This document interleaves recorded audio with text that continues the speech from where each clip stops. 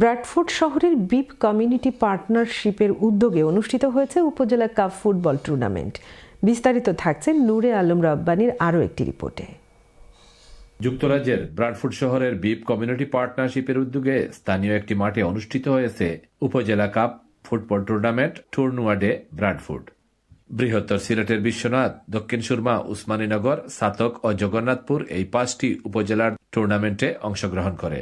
ব্রিটেনের বিভিন্ন শহর থেকে খেলোয়াড়রা নিজ নিজ উপজেলার পক্ষে খেলতে মাঠে এসে উপস্থিত হন ব্যাপক উৎসাহ উদ্দীপনার মধ্য দিয়ে। দর্শনীয় খেলা ও খেলোয়াড়দের দক্ষতায় প্রতিটি ম্যাচ হয়ে ওঠে অত্যন্ত প্রতিদ্বন্দ্বিতাপূর্ণ ও উপভোগ্য, যা দর্শকদের প্রশংসা কুড়ায়।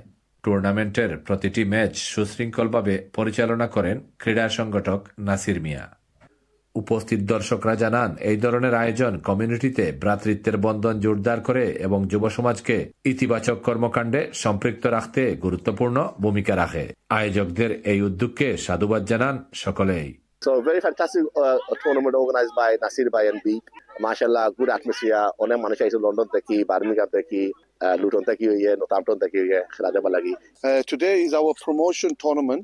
It's just a taster for the teams that participate in the 14th of June. Some of the teams are newly to this event. Alhamdulillah, it's going well.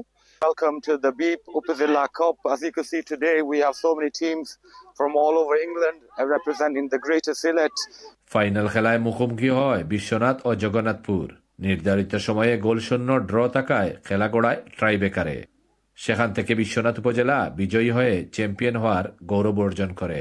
Nure Alam Rabbani, Channel S News, Bradford.